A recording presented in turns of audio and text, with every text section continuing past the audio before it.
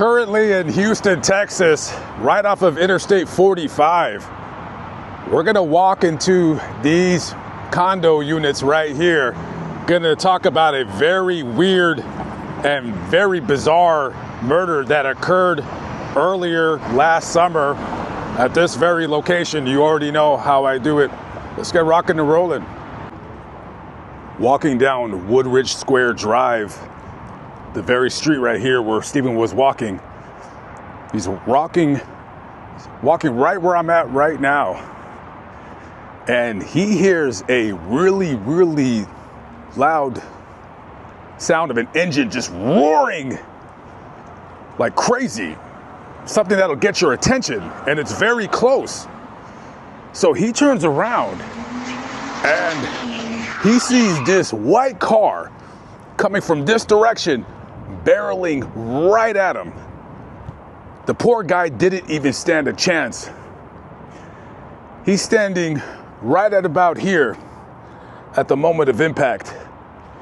The car comes just probably doing 50 miles an hour, 60 miles an hour, hits him. His body lands right here.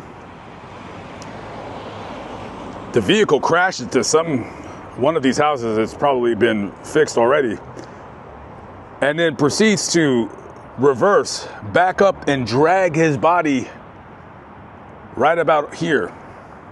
Now at this time, a bunch of residents, they come out of their condos because they hear what sounds like a car crash.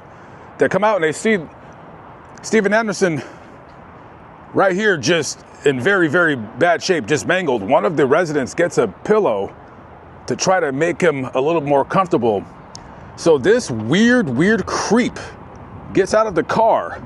This carbon-based life form right here with a wig on. Calmly, very, very calmly, he walks up to right where he's at, straddles him, kisses him, takes out a knife, slits his throat, and stabs him 9 times right in front of everybody. Matter of fact, the camera that caught everything is probably that camera right there. As a matter of fact, in the video, you can see this gray Toyota right here. This is the same car that you can see in that video right here. So, to everyone's shock and horror, they see this weird, insane nutcase lunatic just murder this guy in front of everybody. As soon as he's done stabbing him, he tries to go up to this black car that's kind of right behind me where I'm at right now, and tries to take the car. So since that didn't work because they seen this lunatic, they locked their doors. So this guy, just as calm as all get out, like it's just Sunday morning and he's just walking around the block. He just starts walking this way, and as he's walking, he just kind of does this prance or a hop over his body and proceeds to walk out right out of this very gate. All occurred right here. After 911 is called, they take Stephen to the closest hospital where he is later pronounced dead. It wouldn't take Houston police too long to find this guy, this crazy, mentally disturbed individual right here. This is 20-year-old Karen Fisher. Now, the name is spelled K-A-R-O-N. I thought it was Karan, like the basketball player Karan Butler. He spells his name with a C. Very good basketball player, by the way. And I don't know if his real name is Karan or they're calling him Karen. I have no idea. The police are referring to him as a her. The newscast doing the news out here, and practically all the other ones that are regurgitating this information, they're referring to him as a her. Now the court, they're referring to him as a him. This story is all mixed up. This is, your prototypical people trying to be woke and say the right things or whatever. When it comes to a man's brutal murder, I don't believe there is such a thing as woke. I think you just kind of got to call it what you see it. If a goat is a goat, it's a goat. A horse is a horse, of course. All this, that, and the third. So this guy is arrested and charged with first-degree murder. Now, this very disturbed individual, Karen Fisher, doesn't really have a lengthy criminal record because he's only 20 years of age, but he does have quite a bit of mental health problems, to say the least. The only arrest that they reported online was that he has a prostitution charge from 2021 that was dismissed, and then he had a evading arrest in 2023. So the police didn't take too long to find him. So they find him, they take him to the hospital, and he attacks one of the nurses at the hospital. So they charge him with the assault of that nurse at that hospital. So one of the prosecutors, or the prosecutor in the case, says that, and he's only been a prosecutor for 10 years, but he said that is the most brutal murder case that he's ever tried.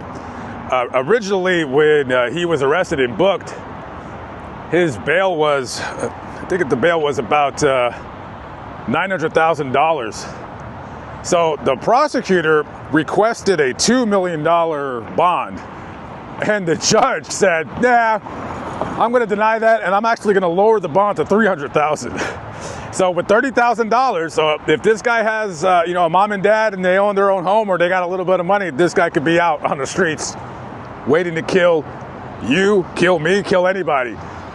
So one of the reporters for the news, they go to the jail. By the way, I wish I could do this, but I have no credentials at all. But she basically interviews him and asks him, do you feel bad? He says, not at all.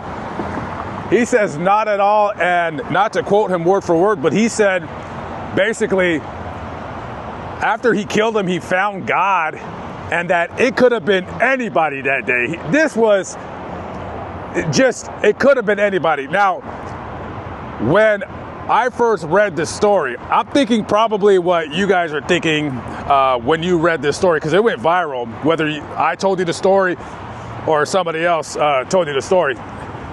But I thought this was like, a guy, like a prostitute that, that Mr. Anderson hooked up with and maybe didn't pay him, or found out that he was a man. He's like, oh, I'm out of here. And for revenge, they came back and just ran him over. I thought that, right? That's kind of what we would all think. No, there is absolutely no history. There is no evidence of them having any kind of meeting in the past, any kind of history whatsoever. This is simply nothing more than a random killing by a mentally deranged person. And listen, I do feel bad for mentally ill people. And this guy, very, very disturbed. I mean, what are you going to say? Give him the electric chair or whatever? This guy's just batty. And I feel bad for that Mr. Steve Anderson. He had only been retired for, a couple of years? And he doesn't even get to enjoy his retirement because some freak just comes out of nowhere and kills him. And just brutally and butchers him. One of the women in the complex that seen the murder, she said that she was going to have to take a couple days off of work and try to see if she could talk to a psychologist, because she's seen this guy get stabbed in front of her, and she has PTSD. She's freaked out. All the people that have seen this are freaked out. I'm freaked out. I'm talking about this.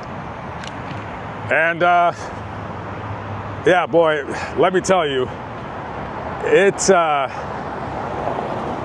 don't know. I mean, what can you say? It's mental illness, crazy nutcase guy, people calling him a woman. I don't know.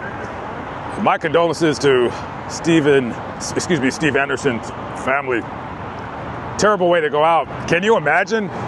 You're just checking the mail and the next thing you know, there's a car just coming at you and there's nothing that you can do about it. And then to run them over back again and then stab them. Terrible, terrible story. All right, guys, that was it. Just stopping by. You know what I do. I'm out. Catch up with you later. On to the next location. Peace out.